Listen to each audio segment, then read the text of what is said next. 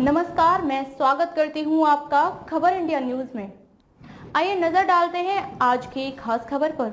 मराठा आरक्षण आंदोलन के साइड इफेक्ट, मुद्दा नहीं सुलझा तो 2024 में होगी मुश्किलें। महाराष्ट्र में मराठा आरक्षण आंदोलन ने अब उग्र रुख अख्तियार कर लिया है। प्रदर्शनकारियों ने एनसीपी के 2 विधायकों और एक पूर्व मंत्री के घरों में आग लगा दी है।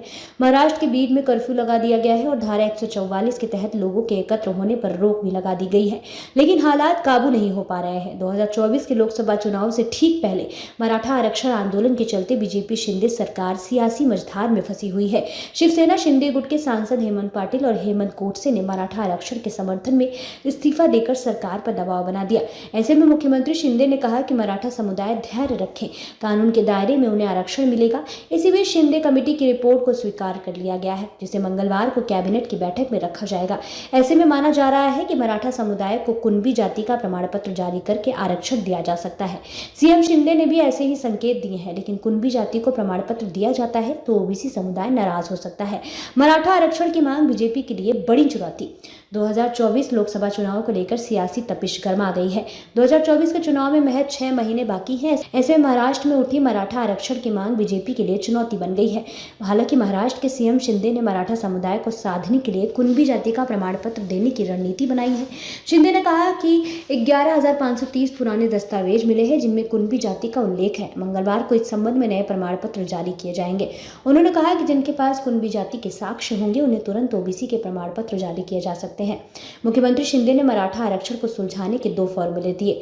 पहला, कुणबी प्रमाण पत्र के द्वारा और दूसरा सुप्रीम कोर्ट में क्यूरेटिव पिटीशन के जरिए। कुणबी जाति को मराठों का प्रमाण पत्र देने के चलते बीजेपी के मजबूत ओबीसी आधार के भड़कने का खतरा भी बन गया है। सितंबर महीने में शिंदे सरकार ने यह कोशिश की थी कि मराठों को कुणबी जाति का प्रमाण पत्र देकर उन्हें ओबीसी आरक्षण लाभ मिल सके, लेकिन इससे मराठा आरक्षण की मांग नहीं ठंडी पड़ी। उल्टा विदर्भ इलाके में ओबीसी समुदाय भड़क गया था। इस प्रदर्शन में बीजेपी और कांग्रेस के ओबीसी नेता शामिल हैं। मराठाओं को कुणबी जाति के तहत आरक्षण देने का दाव। बीजेपी के ओबीसी मोर्चा के नेता आशीष देशमुख, कांग्रेस के नेता और महाराष्ट्र विधानसभा में नेता विपक्ष विजय वेडेट्टीवार भी विरोध में खड़े नजर आए। देशमुख ने कहा कि मराठा आर्थिक रूप से पिछड़े नहीं है और उन्हें ओबीसी कोटे से आधा फीसदी भी आरक्षण नहीं मिलना चाहिए, वरना हमारे लिए आंदोलन के रास्ते खुले हैं। ऐसे में शिंदे सरकार एक बार फिर से कुणबी जाति के तहत आरक्षण देने का दांव चलती है। जिस तरह से उसकी तैयारी है, मराठा आरक्षण आंदोलन के नेता मनोज जारंगे जलाना के अंतरौली में पिछले 6 दिन से भूख हड़ताल पर है, तो दूसरी तरफ मराठा समाज सड़क पर उतर गया है।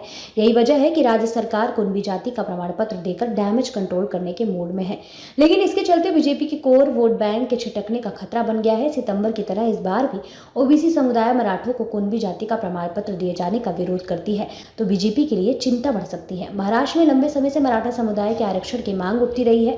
साल 2018 में फडणवीस सरकार ने कानून बनाकर मराठा समाज को नौकरियों और शिक्षा में 16% आरक्षण देने का काम किया था, लेकिन बॉम्बे हाईकोर्ट में मामला जाने के बाद आरक्षण को कम करके 12% शिक्षा में और 13% नौकरी में फिक्स कर दिया था। ऐसे में मराठा आरक्षण को लेकर सुप्रीम कोर्ट में चुनौती दी गई तो कोर्ट ने इंदिरा साहनी केस का हवाला देते हुए इस पर रोक लगा दी थी। साल 2021 में सुप्रीम कोर्ट ने सरकार के इस फैसले को पूरी तरह ही रद्द कर दिया था। मराठाओं के लिए ओबीसी का दर्जा दिए जाने की भी मांग की। महाराष्ट्र में चुनाव की सियासी तपिश गर्म है। पहले लोकसभा चुनाव और उसके बाद विधानसभा चुनाव है। ऐसे में उठी मराठा आरक्षण की मांग राज्य सरकार के लिए बड़ी चिंता का सबब बन गई है। मराठाओं ने आरक्षण को लेकर आंदोलन उग्र रूप अख्तियार कर लिया है। मराठाओं के लिए ओबीसी का दर्जा दिए जाने की मांग भी हो रही है। दूसरी तरफ ओबीसी समुदाय किसी भी सूरत में मराठाओं को आरक्षण देने के पक्ष में नहीं है। खबरों में अब तक के लिए बस इतना ही। फिर होगी आपसे मुलाकात ऐसे ही एक खास खबर के साथ। तब तक के लिए नमस्कार और बने रहिए खबर इंडिया न्यूज के साथ।